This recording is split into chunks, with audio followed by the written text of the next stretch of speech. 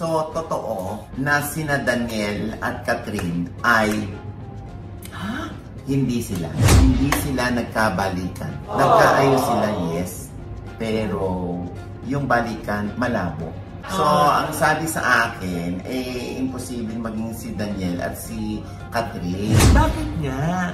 Dahil ba kay Alden? Ito nga, kasi kung single pa rin si Catherine, pwedeng magkaroon ng possibility na kung liligawan ulit siya ni Daniel, di ba? Teka, anong kung single si Catherine? Hindi na ba single si Catherine? Yun na nga, ang chika sa akin ay taken na raw si Catherine. Dahil so in a relationship na? Yes, meron na raw nagme-may-ari ng puso ni Catherine. Really? Naku!